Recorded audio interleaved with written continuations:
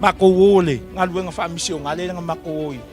Isa vai, tu lou hale fio anga. Ia ono o tapu tapu a whanua ngaka ko ke mamalama i ngame. Ia, ia mo meo tapu a whanua mo meo kalikongu e ngu uia.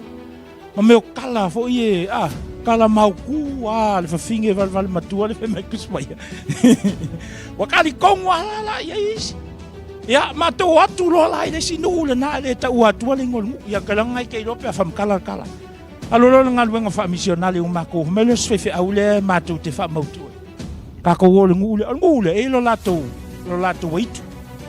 Lo lato waitu ngai ka o tuifiti. Ya, yo pe o si le fiel kuifik. Kau kia kala angal kakaleanga. O pe ngawa ave mai ala mako ke yai ngaluenga whaamisionale sava. Mato wolo iai. Mako wolo ngule. Mako aku loa kau mawhai oile. Melo yaile fono matai. Ia e kiki whawhol mako maka upele. Ele Italia. Mako whakali aku piko ngule. Mankue vahal piko le ngule. Malesi ngule au kawhamai. Hai oso ele au wala whemai. Ole ifi ol kuifiki. E ikua kongo al whalea onga le ngule. Melo la kapsole. Mako wolo iai. Mako wolo le ngule. E wafonga kako ele o skala pelo pe skala e whayangia. Wafonga le langi. Mako wolo e tu ele me le ifi le ka ole ifi ol kuifiki. Ai fa makala ole kala anga nga ave mai matangata le nufa. Le ifi le ele pa use a koka i lalo le ifi. Avonga mai o ko. Ave mai o falo longa le ngu. E ave uma yo ava peo se. Ava penga kupu se me voilele se kamakiko le ngu mas kanga ka le ngu kua oi. Pe mai mai falo longa ele ave le ngu. Ai ave lalo le ifi. Ava pela me o mangu faka ma me o apua me va penga. E ave lalo le ifi. O le ifi el kuifiki. Avonga mai. Ya e vakula fa makalanga la fa mai e vakula longa. Makala mai fe mai makau kia mai ko ya ko asia ko le se pua wale ai ngi moa mangi me fo ye nga sia ko mo falolo fa ko lo se fa makau kia le ke mongi le so ai ngi me ale ngi awa ai ke mongi me ai ka ka ola ko lo wa mato wolo pa fonga mai ke o mako fiu esu ele file mako e si fi mama la lo be de ke lingi ko ka pau. Ele lo penga mako kau inga. Ale wa sola ngai mea sa ku kalinga mai au mai le kala pepelo ngai. Wa ifo yala. Avai ma upu yo fai mai mako fai mai. Afu ngai o ko ke fe o ki pe ko fo i ko ainga. Ale ngai wo ku ngai le ka ke hola fia. Fai mai upu ia nga fai ma wali mako fe kau ngu fai mai. Afu ko. Kala me ko mai ia. Fai mai ko mai.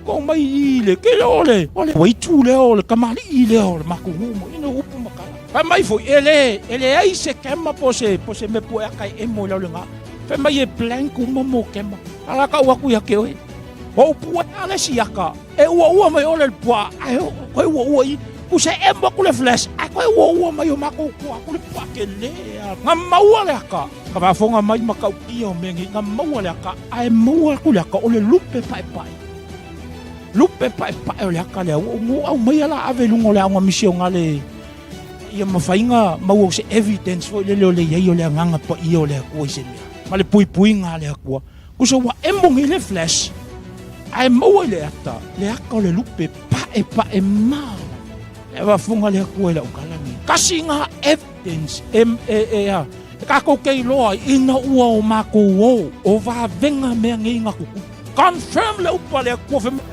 e ke alu loa nga o va venga praise the Lord e kupu ya kako pe fa kako ke ho le mele fa mai le amen o te fa lo ko le fo ya ko so le o ke pala ai o ke lo ko vai ai le ko makako e fa lo ngol kala kus pe mai ya o ia le nga ke va ko le manga o le mana le ke fai ai va venga ke kuli ai ke mongi ke le ko pala ai vai nga po ka wa ku so le makau kia make momoe kulo make momoe mo lo ko ruo i le fa ka malo o le kale sia le makoapi ai nga o nga luenga le fe i ho le ngu le mako e fai le pe nga ka wa ku le fi le ku fiki mako wo kuli fai swa fai asu a fai o feo i le ke fa fonga mai oe ke ko sa fa se e ke no le me ma o le po unoa o le kai ngam ke le ngi ma ke momoe ai vai le po o ke le fa fango o kamalingi fe ui ui, wala le kele. Abai le tai nam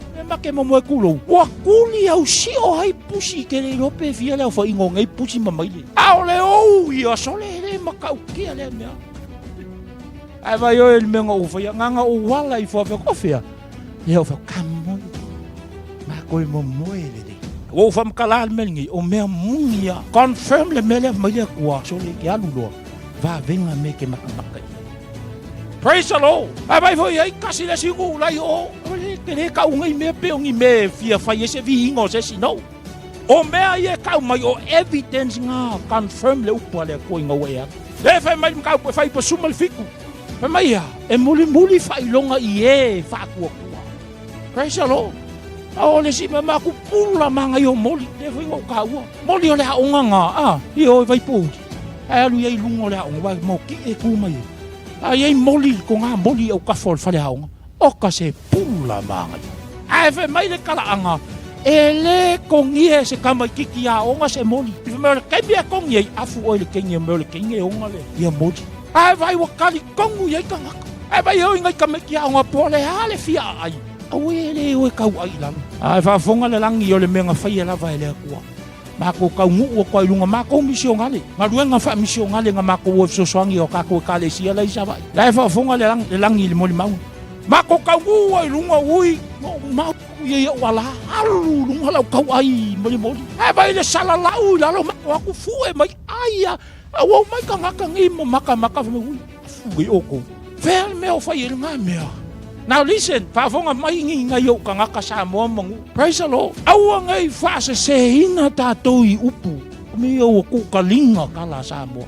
Au ngale yele fe le. Le yele iku le ke mongi le ngofo. Deceiving pole fa se ma fa lesi generation. Fa ye fia generation ia kanga ka Samoa ko ngia se sile modi. O kaso le lengi nganga fa valea. E ke alu lo nga o ma venga me ke makamaka I. Praise the Lord. E kupu ya kako. Pe a fa kako ke ho le mele fa mai le. Amen.